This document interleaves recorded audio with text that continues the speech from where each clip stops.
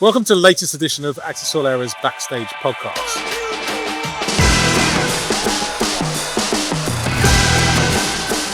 Comedy would work well in the Alps. And he went, what do you mean? And I went, well, stand-ups, it's easy. 2, 3, microphone, done.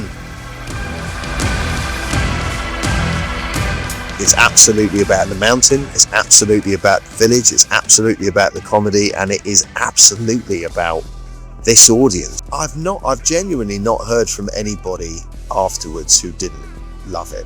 Yeah. Didn't love it and want to come back, you know? We're here in a lovely garden in the valley in Meyerhofen, and I'm lucky to be with the co-founder of Altitude Comedy Festival, Marcus Brigstocke, and also the promoter, Brett Vincent. So, I mean, it is an absolutely wonderful environment, and I'm very pleased to be here. I mean, obviously, you guys have been doing it now for quite some time. Can you just talk? I know it wasn't always in Austria, but can you just talk me through a little bit about the kind of the history of it? I mean, what made you want to? I can see, having experienced it, why you'd want to bring comedy and skiing together, because it's a pretty lovely mix. But what sort of sparked that first ambition? In the very first instance, it was pure selfishness. And it still is. So I made a phone call. I'd been a comic for maybe 3 years. I was on the radio a bit. I'd been on telly a bit, you know. And there was a bar in Val d'Isère in France that I'd been to a few times. So I thought, yeah, you could do gigs in there. So I picked up the phone, said, can I speak to the manager? They put this slightly grumpy bloke on. And I said, look, I'm a stand-up. You don't know who I am, but comedy would work well in the Alps. And he went, what do you mean? And I went, well, stand-ups, it's easy. 2, 3, microphone, done. Après-ski or late night, you decide, it's easy. And he went, all right, leave it with me. And he phoned me back a week later and he said, yeah, I like that actually. Get 2 comics together, come and do some shows. Your brother. Yeah, Brett's brother, Andre, and another pal, Dave Fulton. And the 3 of us went and we did a gig. And this is for a guy called Richard Lett, who still runs a load of stuff in the French Alps predominantly.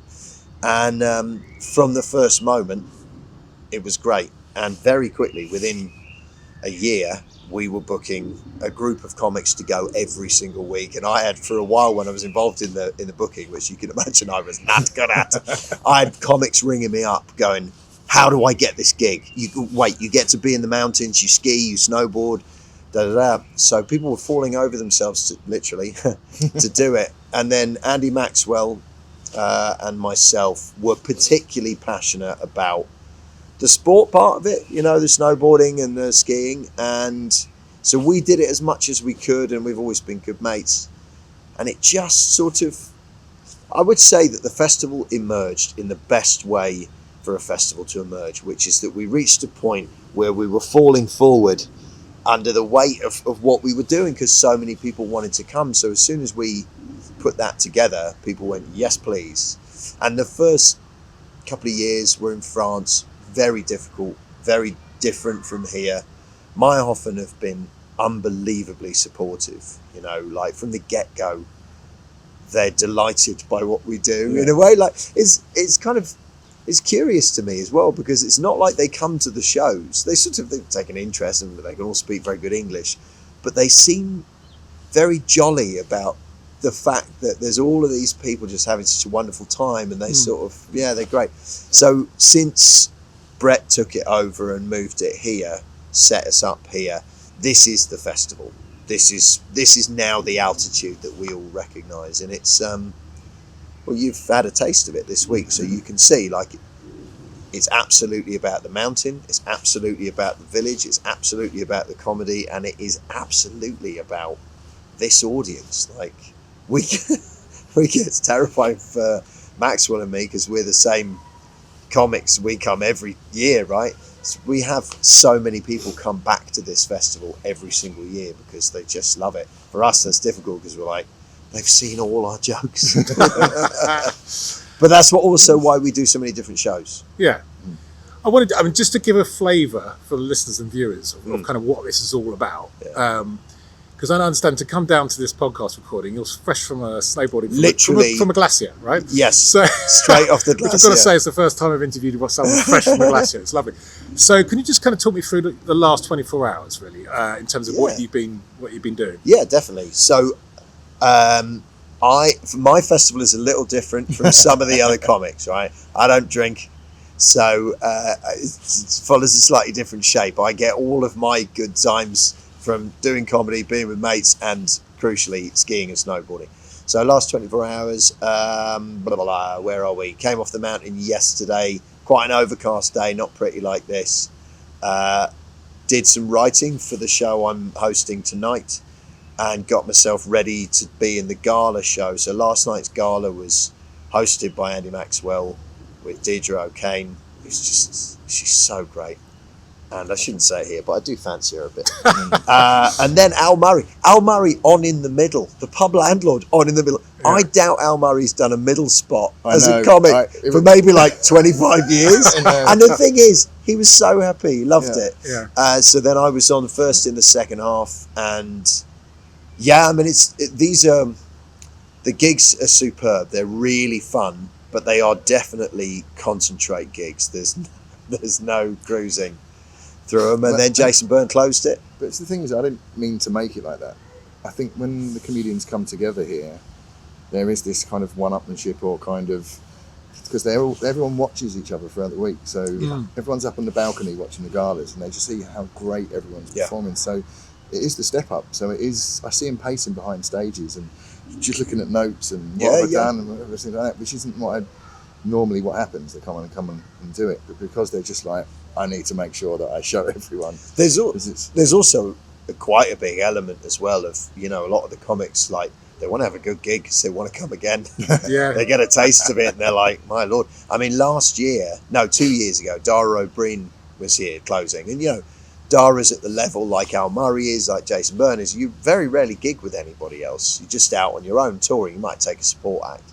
But Dara was waiting to go on, and Rob Rouse, who you may have seen in the gala the other day, astonishing. Dara was supposed to go on right after him, and he said to me afterwards, that's the first time in a long time I've gone up to the curtain to have a look at what was going on and thought, I better concentrate. Which is great, and he was so elated by it, he was thrilled. Actually, Al Murray, at the second festival we did back in France, he did the pub landlord in French. And when he came off, I swear to you, his eyes were like saucers, because his brain he's one of the most clever mans I've ever met. Yeah. One of the most clever mans I've ever met. Good choice. Yeah. Staggering. It's a tricky plural, wasn't it? Yeah, man them got thinks, yeah. Anyway, one of the cleverest men I've ever met, but still he had to his brain was just firing. And there's still a lot of that, people, we all want our group of pals and colleagues to see us do our best and have a good time.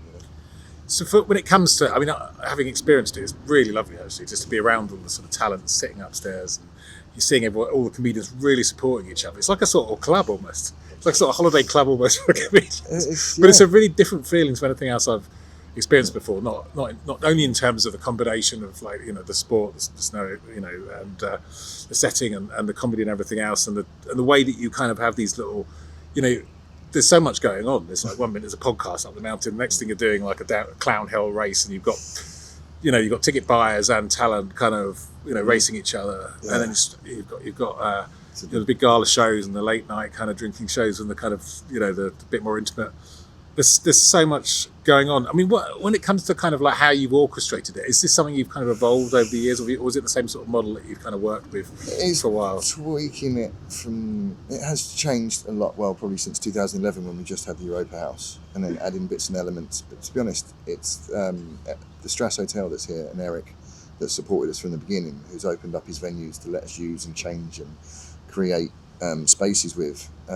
He has like the Arena, which is our late show, which is a nightclub, and it's a dirty old, proper downstairs, low ceilings, real kind of seedy kind of nightclub. It's the perfect kind of late show for us. It's not for me.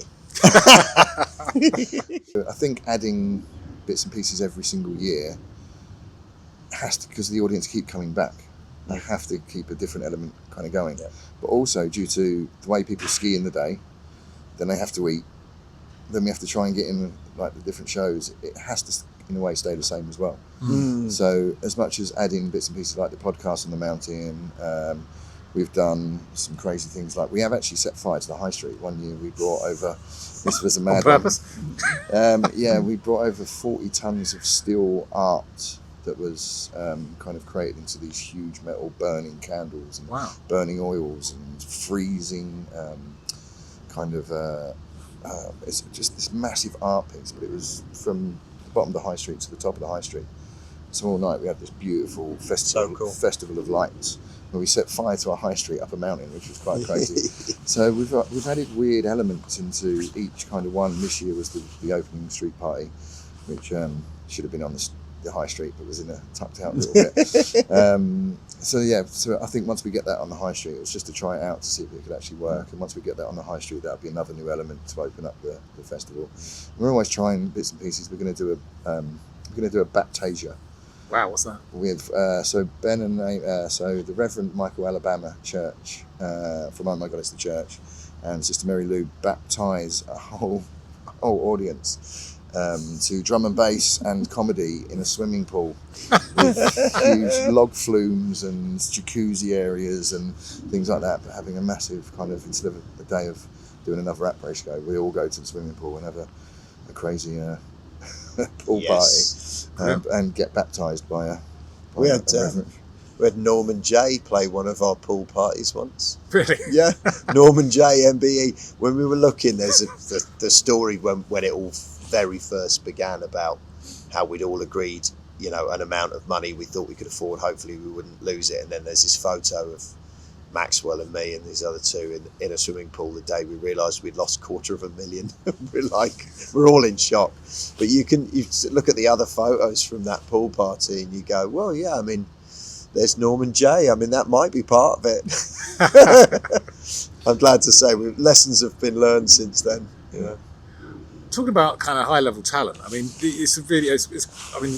one of the really lovely things about it is somewhere you come and discover new kind of up and coming comedians, but then you've got some pretty old, big names. You mentioned Al Murray earlier on, but you've got Paul Smith, who clearly is his tour now is kind of multiple in each city, big arena shows. He's top of his game if he doesn't get any bigger, if you like. But he's a huge star. There aren't loads now of the really massive names who we haven't managed to coax over here. One annoying one is Russell Howard, because Russell really wants to come. I know he wants to come, unless he's lied to us again and again.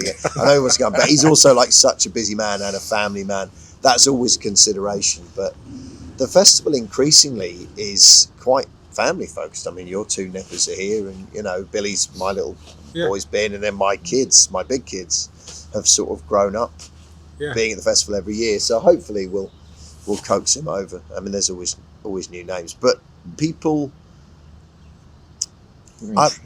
I've genuinely not heard from anybody afterwards who didn't love it. Who didn't love it and want to come back. Oh no, wait. There's my wife and Lee Mack. Oh yeah.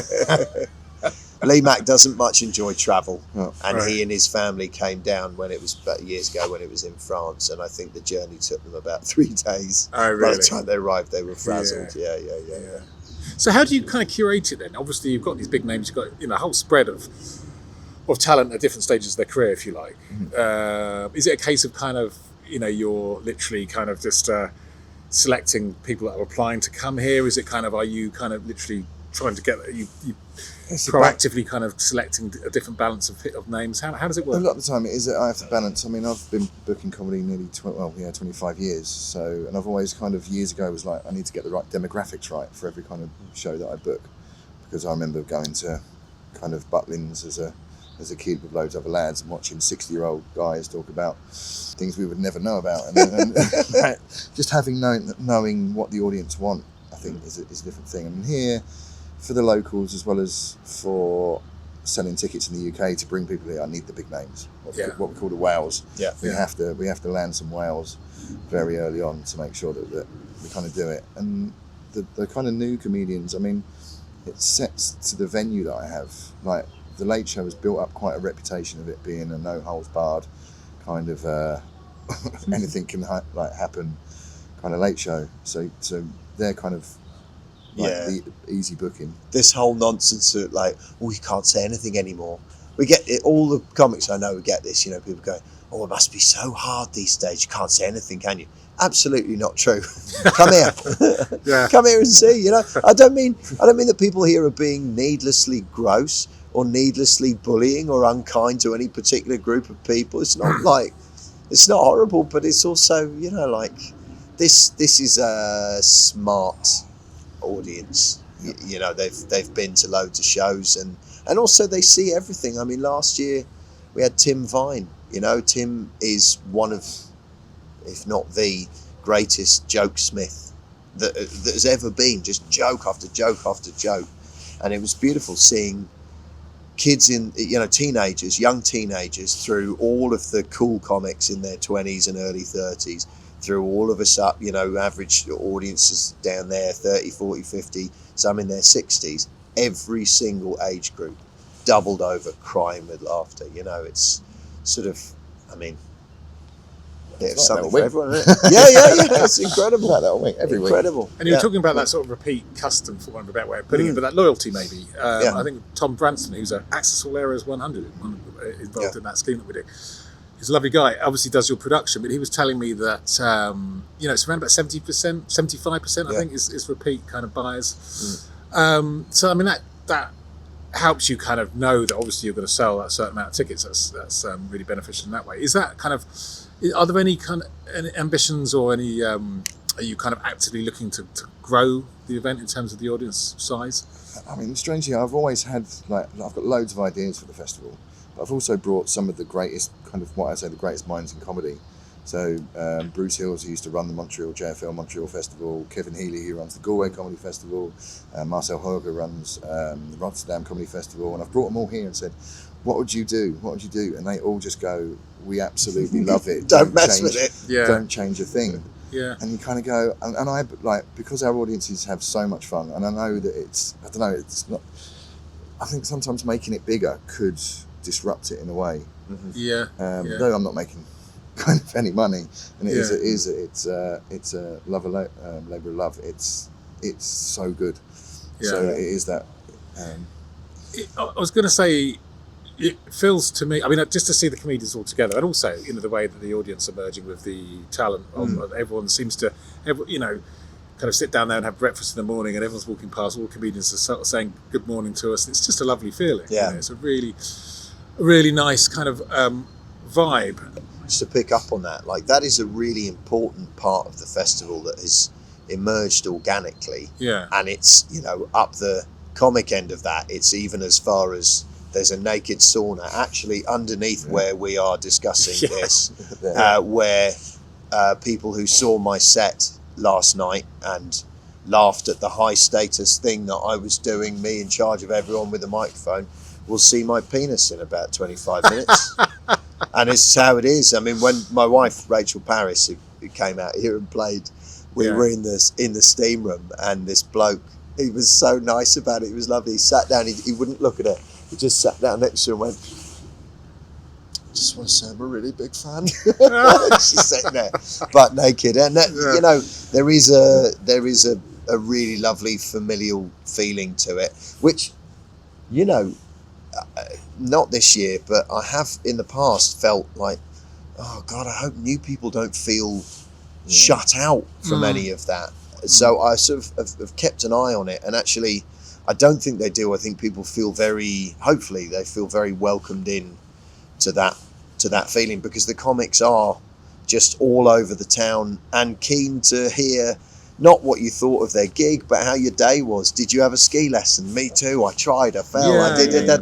Yeah. And it, from the get-go, that silly thing of what did we do?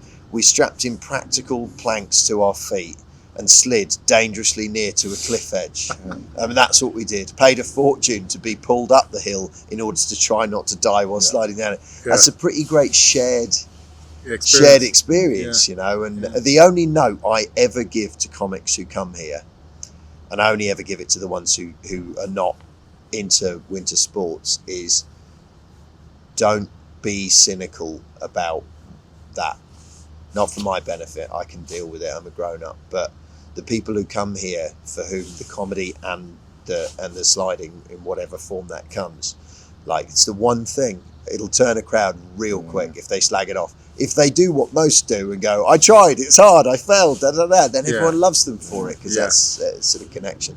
Yeah. I've seen some of the biggest comics open with something like you're all posh twats. Yeah. And this is skiing shit. And you watch that superstar comic, then Just realise, die on stage. well, just have to work that crowd Absolutely. back. Right. Yeah. They realise very early on that they shouldn't have said that. And they have to. Can't get. So much so, like, I mention it to people now. I always just say, like, the only thing you need to know, this audience won't enjoy you slagging off skiing, because anywhere else, not anywhere else, but in a lot of things, you know, like if I play Glastonbury, Latitude, you know, where am I going? Kendall Calling and stuff like that, you know, and you can have a pop at a band, not too much, but you can have a little pop at a band. You can mention the toilets and da. You can be a bit sceptical about things, and it's always fine, you know. People are not going to go boo, but if you showed up and went, music festivals are shit, people have paid everything and fought to get that ticket for that weekend. They're there to enjoy themselves. I'm just, in terms of, you know, talking about that whole vibe you get with the comedians together and the way they're treating people, and the sort of the fact that you can just see them, they're not walking around kind of full of their own egos, they're just relaxed and, you know, they're sitting next to each other butt naked or whatever they're doing. But how important, I mean, you know, from your perspective, obviously, you know, you're agent for a lot of comedians, you know, you've done this for a long time, worked with a lot of different comedians. How is it kind of almost like a sort of like a therapy trip for some of them, do you think? So you can have a week where you get to exchange ideas, be together. It's a relatively intimate crowd, so it's you know, easy enough to relax. It is a fantastic place to be, and there is a couple of comedians here this year that are in that thing, and it is a place to come and be creative, to learn, to chat to other comics, to go and see stuff, and to get that back. A lot of these comedians don't get to see this much comedy as well. No. So being it and seeing how much like the game is, or how other peers are doing, it's an incredible place to come and watch it, and I think it helps you write. You'll see comedians constantly coming up with ideas in the saunas, naked, sitting down, helping each other write, or topping off jokes because they're watching their mates do maybe their new material. They'll go over and they'll give them a topper, which is an extra joke, like to the joke, or an extra punchline, or things like that. Yeah. So it's like the camaraderie here during the festival is it's a different kind of feeling. Yeah. And as much as it used to be very, I would say, drunken every night, 5 o'clock in the morning, every single night, it is more sensible that they do want to learn, they do want to go skiing now. They've kind of done that. They now want to be up there, be up the mountain, be a bit more part of that as well as this. And that whole thing as well, you know, of like incidentally, you just go and get a bite to eat before or after the show or whatever, and just incidentally, there's such and such, you know, comics I don't necessarily know that well. You sit down, chat to them, get to know them, and all the rest of it. It's just really special. It's lovely. Yeah. It's helpful too, as Brett was saying. You know, like it's helpful. It makes you focus a bit on creativity. All the big comedy festivals. Edinburgh's always done it. Edinburgh's always been a sort of punctuation point for the comedy. But yeah, those moments of coming together, they change everything. I mean, it's certainly true that there is a disproportionate number of comedians with some material about winter sports. A fact that makes me enormously proud. I'm just thinking purely from sort of the music festival side of things, obviously, and also like the concert business generally. You know, Live Nation's been extremely acquisitive over the last sort of 5 to 10 years or so. You know, AEG's a very big player. I guess Superstructure are the second biggest music festival promoter in the world. That whole I've seen that change quite dramatically in the last 5 years. I mean, but that's been happening for quite some time. When it comes to your sort of independence here, I guess the question is that something that's kind of impacting the comedy world so much, and would you very much be protective of your independence? I've seen some of my best festivals turn into just money-making machines and greed machines, and the Edinburgh Festival is now it's a greed machine. Like, there is too much greed up there from different things. And for me, I've grown up with performers. I've I've seen them at the lowest and at the highest, and I've seen them where it is to have so much now being like the change in music and seeing like the difference with Spotify and Live Nation and Ticketmaster. It is now creeping into comedy. So trying to keep as much as we can, as independent as we can, and really, yeah.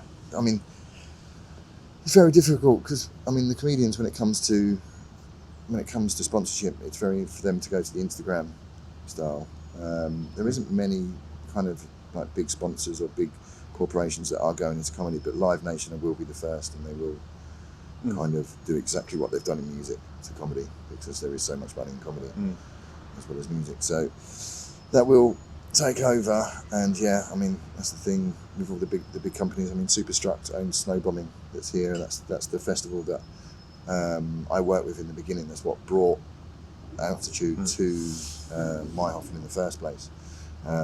Gareth was kind enough, Gareth and Eric, who runs the Strass, and Gareth from Snowbombing, were kind enough to let us come here to see the venues, do some shows here, and it worked really well. And Gareth, and before Superstruck took over, Snowbombing was really, really helpful. And I think Snowbombing has changed very much as well since it's been here. It was like coming here and seeing 6,000 people back in the day, like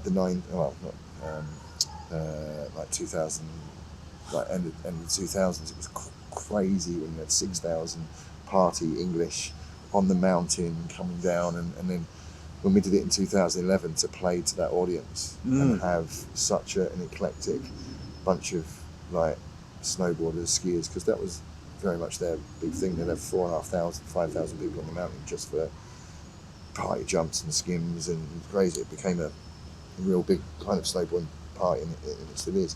And I think Superstruct has become more of a music. There's a lot of people over here for the music now, and not so many people at the mountain. There's wellness adventures and spas and treatments, and this is it's a particularly good the Tyrolean Valley set up, right, where skiing happens up a cliff, and actually the towns are all lovely places to be. This is nice to walk around, and it's not on the incline that you need most ski resorts to be. So it's a nice villagey place to walk around. And I know obviously lots and lots of the comics and our punters who come, lots don't go up the mountain much. They'll go up and walk around and see events and but this is a fun place to be if you don't ski. That's it. And I think that's what's changed over the years as well. We were lucky to get that very early on, as well as getting the comedian, like the comedy fans, and the snowboard, like, and the skiers and snowboarders. Having that kind of change, I think there's becoming more and more of that as well. And I think again for Snowbombing that are here, and seeing that change from the party, absolute. Even like when we started this festival, well, not you, but when we started this festival, the nights out that every comedian's had, and every kind of how it was, that party at Brigstocke after the shows and party atmosphere, and it's not. We all want to go up the mountain now. It is very much a different kind of era that's coming into it. There's hardcore in both directions. Like I'm first lift, last lift if I can. Up at 8 on the lift by 8:30. Out there until 5:30 if I can. Last lift, getting tutted at by Austrian lift runners, going, "It's closed, but all right, get on." And then there's others who are like, as soon as the late show ends, they're like, "Here we go." I've no idea who they are. I don't even meet them. There's a few bars in town. Our late show finishes at 1. Then, so everyone goes to a place called Scotland Yard, or Scotty's, so that's open till 3, English pub. And there's a place called Apropos, which is another Austrian basement, which opens at midnight and shuts. Well, it shuts when it wants to, but 5 or 6, depending. Wow, so you really can. And what sort of people end up there? It's me last night. What? For the first time this week. But yeah, it's even though there's so many great venues in this town which we don't use. There's a place called the Brückenstraudel, which you have to check out. It's about 1,500, 2,000 crazy après ski venue that at 5:30 p.m. is absolutely going off to Umpar Donk. Umpar Techno, yeah. Umpar Donk, which is just absolute crazy. And then there's just 2,000 Germans in there with their skis, just giving it absolute Going nuts. nutterage. And there's a few of these dotted all the way around as well. Some of them I've never Up been in to as well. Finkenberg as well. Yeah. I think there's one called the Witch's Tavern. The advertising. I just passed it on the way down from the glacier. All the advertising is a woman in a really, really low rent witch's costume from a costume shop, like the worst end of kind of Halloween sexy witch tat. We should put shows on in there. Yeah, find something. I mean, we've done some strange venues. I found the oldest cabaret bar in this Tyrolean valley. It was built in something like 1492 as a barn.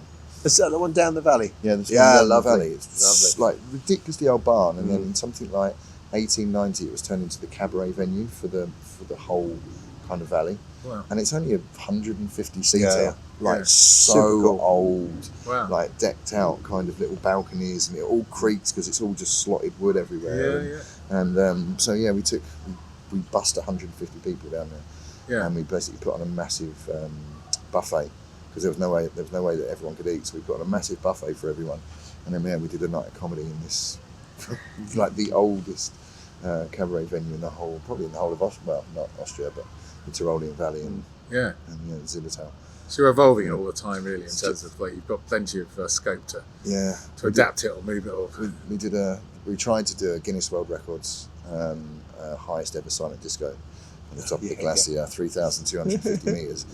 Then we found out it would cost us 10 grand to bring the judge over. Take the kit up. So we'll just do it anyway. We might leave that far. We'll do the second highest. And so we had a right giggle up there, and we just coach people off and we do things. And at one point we'll coach them up and we'll do these. There's this huge run down a mountain just about a mile away, and you all sit on big rubber rings, and you can do races. So we'll probably do that at some point next year. And yes, please. Talking of races, you've got the Clown Hill race. Obviously, that was yesterday, wasn't it? The Clown Hill race in. I just looked at that and thought, there's no way I'm doing that. Yeah, we've had a little bit of. I mean, we've had loads of snow, and the powder is amazing. Yeah, it's been what we call a whiteout, so it's that grey fog. Yeah. So we sent about 70, 80 people down a blue, red, black run. Because it's blue, then red, then it goes black run. It's kind of, I think it's a good metaphor for the festival, actually, that. There's a blue, there's a red, there's a black, there's something there for, like, blue skiers can take part in the race. Yeah. And they can peel off to the side, and they've had their own race, they've started with everybody else. Red skiers can peel off slightly further on. And the rest of us rattle our way down to the bottom and see what's what. And there's a lovely... the restaurant bar at the bottom there on days like this where there's big sky and stuff, and you see people like half an hour after the race is over coming in like that's normally me. But it's great, man. It's great. It's so fun. That's oddly, by the way, I have to put my hand up to it. Everybody knows me, but like it's pretty competitive, that race. You've won it a few times, haven't you? Yeah, but only say won it. I mean, I've won like fastest comedian, but I mean that's we're not talking a very, very high level. We have Ollie, who is 17-year-old. He won it last year. So is he the one that keeps being? There's a lot of banter with someone called Ollie. Yeah. So he won it last year at 16 years old, and he's broken all records that we've ever had before. Wow. I mean, my boy Alf is unbelievably quick. Yeah. And he's seen Ollie ski and gone, right, okay, well, there's something wrong with him. There is absolutely no fear in that boy. No. Wow. And I don't even know people that have come down that in the time. It was something like 6 minutes, wasn't it? Or 7 minutes? Is it really? It's 5.5 kilometres, that. I think it was 6 minutes. Top to ridiculous. bottom. I don't think he even turns. He's up there with all the Austrian, the teachers, what they call them, the ski instructors. Yeah. He's like way up like with them, and it's incredible. So we get those kind of guys. We've also got a guy that's taking part in we're here with the Brits this week as well. It's the Brits snowboard championships. Yeah. And so they all go up the mountain as well, and they're all like doing massive tricks and wowie kind of spins and kind of crazy snowboarding. Pulling tricks. So a few people go over there and watch that, and we've actually got one of the guys that comes to Altitude competing in it. He's been for a few years, so he absolutely loves it. So because there's a big snowboard park on the mountain, so they use that, and it's good bunch. Yeah, it's great. Brilliant. It's nice to come here on the back of you guys winning the Accessible Areas Best Live Event of Europe category, which I notice is on my On the wristband. on wristband. Yeah. There's been a few kind of comments because Andrew Maxwell was obviously presenting our award ceremony. Yeah. It was only just about when he was about to announce it. It was like, it's a co-founder. This is awkward. But yeah, I mean, obviously, awards are what they are. That sort of help with marketing and everything else, I guess.